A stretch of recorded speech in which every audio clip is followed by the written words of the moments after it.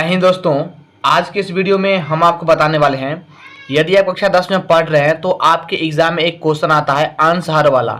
वो भी पूरे 5 या 6 नंबर में पूछता है, 2-3 नंबर में नहीं पूछता है। ठीक है, तो इस प्रकार से आपको स्क्रीन पर ये क्वेश्चन दिखाई दे रही होगी।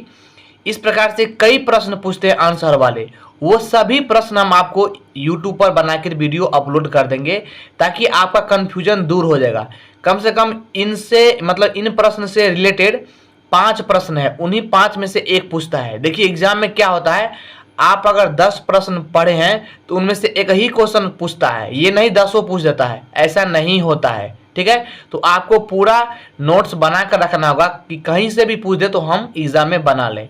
ठीक है, तो यहाँ पर क्वेश्चन आप देख सकते हैं, कह रहा है यदि किसी भिन्न के अंश और हर दोनों में 2 जोड़ दिया जाए तो वह 9/11 हो जाती है। पूर्ण विराम, अंश और हर दोनों में 3 जोड़ दिया जाए तो वह 5/6 हो जाती है। तो वह भिन्न ज्ञात कीजिए। तो हम पहले भिन्न मान लेते हैं। भिन्न समझिए क्या होता है। जैसे मान के रखिए ये 5/6 हमने लिखा है ना, तो ऊपर वाले को हम लोग अंश कहते हैं। क्या कहते हैं? ऊपर वाले को अंश कहते हैं, और नीचे में जो है ना बटा में नीचे में उसको हम लोग हर कहते हैं। तो जिसमें अंश और हर रहे उन्हीं को हम लोग भिन्न कहते हैं। जैसे मान कर रखिए ऊपर में हम y लिखे हैं और नीचे में x लिखे हैं, तो y हो गया अंश, ठीक है, और x हो गया हर। अगर हम ऊपर में x लिखेंगे नीचे में y लिखेंगे तो ऊपर वाला अंश हो जाएगा, ठीक है, और नीचे वाला हर हो जाएगा। ठीक है, यानी x अंश और y हर हो जाएगा। तो ये बात आपको ध्यान रखना होगा, इस प्रकार से बनाएंगे हम। ठीक है, तो सबसे पहले यहाँ पर लिखेंगे हल। एग्जाम में आपको ऐसे ही बनाना है। ठीक है, यहाँ पर लिखते हैं हल, लिखेंगे माना कि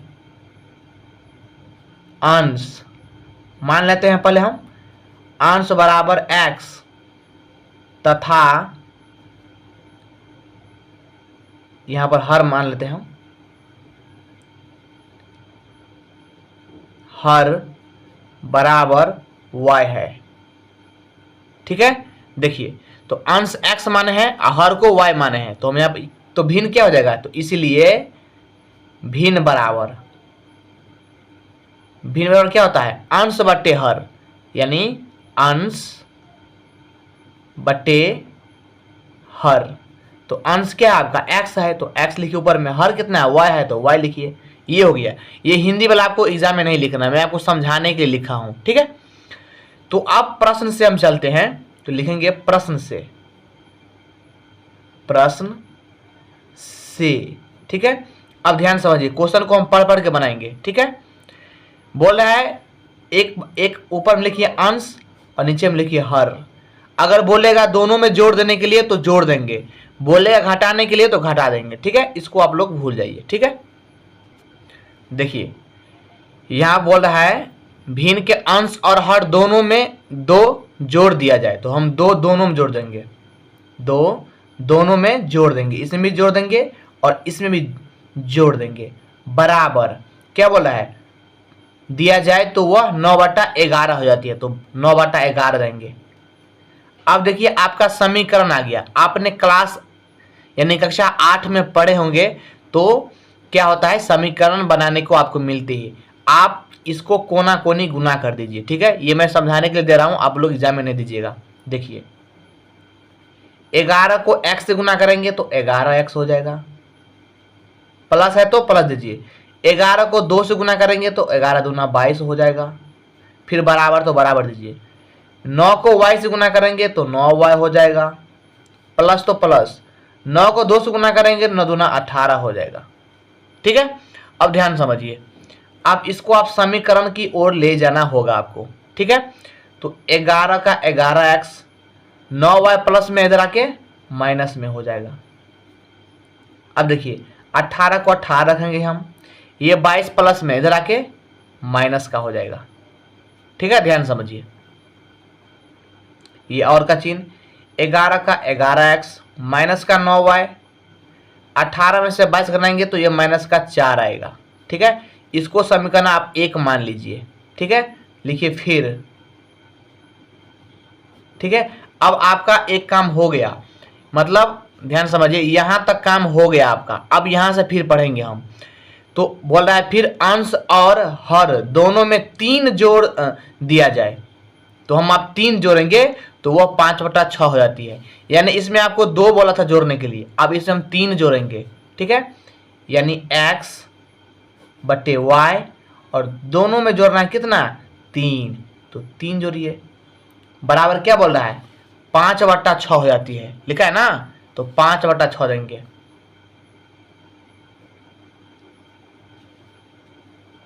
ध्यान समझिए, 6 को यानी इसको भी कोना कोनी गुना करेंगे, 6 को x से गुना करेंगे तो 6x, प्लस 6 को 3 से गुना करेंगे 6 3 18, ठीक है।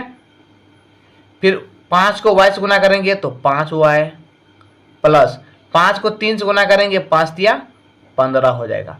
अब एक्स वाई वाले को एक साइड कर लीजिए और बिना एक्स वाई वाले को एक साइड कर लीजिए, यानी चर को एक साइड, अचर को एक साइड। तो 6x, ये 5y प्लस का इधर आके माइनस का हो जाएगा, ठीक है। 15 का 15, ये 18 प्लस में इधर आके माइनस में हो जाएगा, ठीक है। ध्यान समझिएगा, अब ध्यान समझिएगा। अब देखिए 6 का 6x माइनस का, ध्यान समझिएगा, यहाँ पर 15y था ना, सॉरी 5y है तो 5y देंगे हम, 5y, ठीक है। अब 15 में से 18 घटाएंगे तो माइनस का 3 आएगा, ठीक है। अब इसको आप समीकरण 2 मान लीजिए। अब ध्यान समझिए, आपके पास 2 समीकरण आ चुका है, ठीक है। इसमें x और y का मान निकालना होता है। ध्यान समझिए, यहाँ पर 11x है, यहाँ पर 6x है, यानी दोनों नहीं मिल रहा है। यहाँ पर 9y है, यहाँ पर 5y है, यहाँ पर भी नहीं मिल रहा है, ठीक है। देखिए x और y निकालने के लिए 3 गो विधि है। एक होता है प्रतिस्थापन विधि, एक होता है विलोपन विधि, और तीसरा होता है वज्र गुणन विधि। लेकिन सबसे जो आसान होता है वो होता है विलोपन विधि, x और y का मान निकालने के लिए। तो मैं आपको विलोपन विधि से बनाता हूं, आपको अच्छे समझ में आ जाएगा, ठीक है।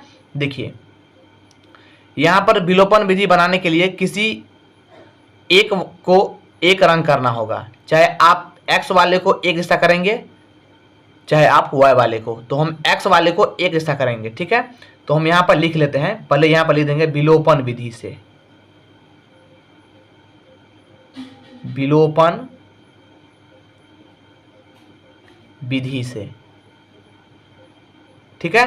तो पहला समीकरण क्या है, देखिए समीकरण है 11x माइनस 9y बराबर -4, ठीक है।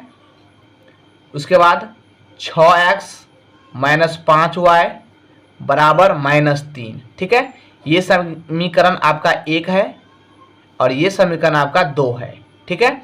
इसका नियम क्या होता है, देखिए अगर आप x वाले को एक जैसा करेंगे तो इसका गुना समीकरण किस में हो जाएगा, 2 में हो जाएगा, और 2 वाला हो जाएगा 1 में। देखिए 11 है ना, इसमें गुना करके 2 में लिखेंगे, ठीक है। और ये 6 1 में लिखेंगे गुना करके, ठीक है। तो ध्यान समझिए, यहाँ पर क्या करना होगा, यहाँ पर लिखना होगा समीकरण 1 को 6 से तथा, देखिए लंबा सवाल है तभी आपको 5 नंबर मिलेगा, ठीक है। 6 से तथा समीकरण 2 को 11 से गुना करने पर, ठीक है। ध्यान समझिए, तो 11 को 6 से गुना करेंगे तो 11 6 66 हो जाएगा, ठीक है। मैं आपको दूसरा पेज बना देता हूं, ठीक है। ध्यान समझिए, देखिए 11 को 6 से, यानी 6 से इन तीनों गुना करेंगे, 6 से 4 में भी गुना करेंगे, 9y को भी करेंगे, 11x को भी करेंगे, ठीक है। तो 6 को 11x से गुना करेंगे तो 11 6 66 हो जाएगा, 66x हो जाएगा, ठीक है। ध्यान समझिएगा, माइनस है तो माइनस दीजिए। 9y को 6 से गुना करेंगे तो ना चाह के 54y हो जाएगा, बराबर 6 को 4 से गुना करेंगे 6 चौक 24 हो जाएगा, माइनस लगा है तो माइनस लगाइए, ध्यान समझिएगा। फिर यहाँ पर 11 को 6 से भी गुना करेंगे, 5 से भी गुना करेंगे और -3 से भी गुना करेंगे, तो 11 6 66। देखिए मिल गया एक संख्या, यानी x मिल गया, माइनस तो माइनस दीजिए, 11 5 55y, बराबर 11×33। अब यहाँ से एक लकीर देंगे आप, देखिए अब आप सभी को आप भूल जाइए। अब यहाँ पर देखिए विलोपन विधि का नियम क्या होता है, अगर ये वाला चिन्ह अगर प्लस में रहे तो उसके नीचे हम ठीक माइनस होता है, अगर माइनस रहे तो प्लस हो जाएगा। तो 66x जो है ना उसके आगे में कोई चिन्ह नहीं है, इसका मतलब ये प्लस का है तो नीचे में माइनस का हो जाएगा। ये माइनस का है तो प्लस का हो जाएगा, ये माइनस का है तो प्लस का हो जाएगा।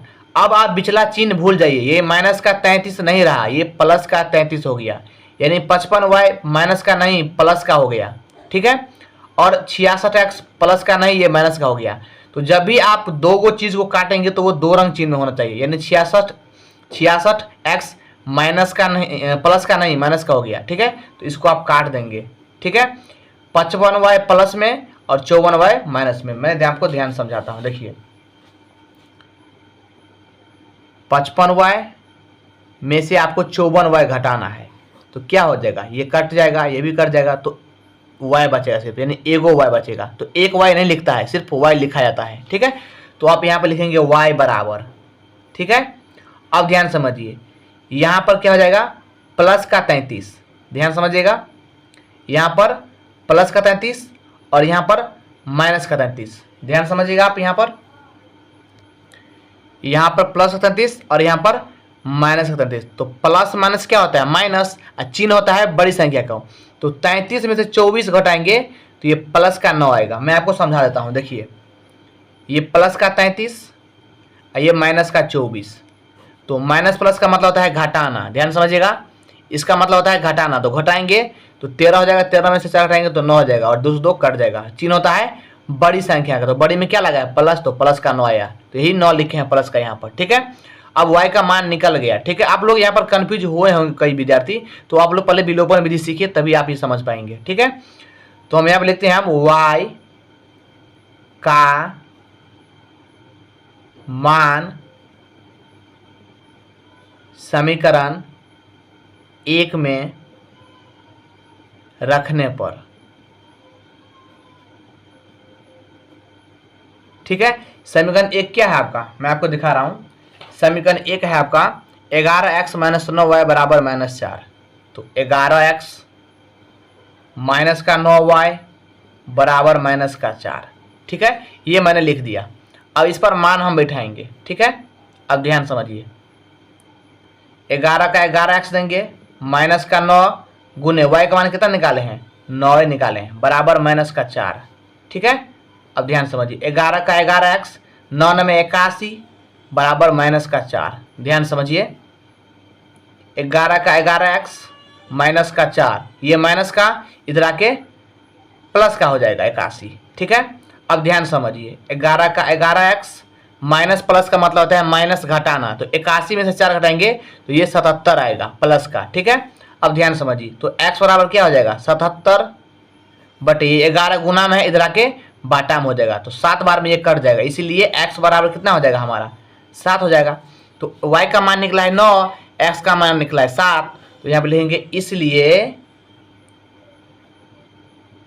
भिन्न बराबर मान थे आप x बटे y। तो x का मान निकला है 7 और y का मान निकला है 9। यही आपका फाइनल आंसर आ गया। 5 का 5 नंबर मिलेगा, कहीं आपका गलत नहीं करेगा, ठीक है। तो आई होप कि आप समझ गए होंगे। मैं आपको शुरू से एक बार दिखाता हूं ताकि नोट कर लीजिएगा आप लोग, ठीक है। देखिए यहाँ से स्टार्ट हुआ है, ठीक है, और यहाँ से नोट कर लीजिएगा आप, ठीक है। ये जो मैं क्रॉस गुना करके बताया हूँ ये आपको एग्जाम में नहीं लिखना है, मैं आपको समझाने के लिए बताया था, ठीक है। ये वाला यहाँ से नोट कर लेगा और इसके बाद यहाँ से है, ठीक है, इसके बाद यहाँ से है, इसको नोट कर लीजिएगा, ठीक है। सबसे आसान है इस प्रकार से, ठीक। चलिए वीडियो कैसा लगा हमें कमेंट बताना। मिलते हैं अगले वीडियो में, तब तक जय हिंद जय भारत।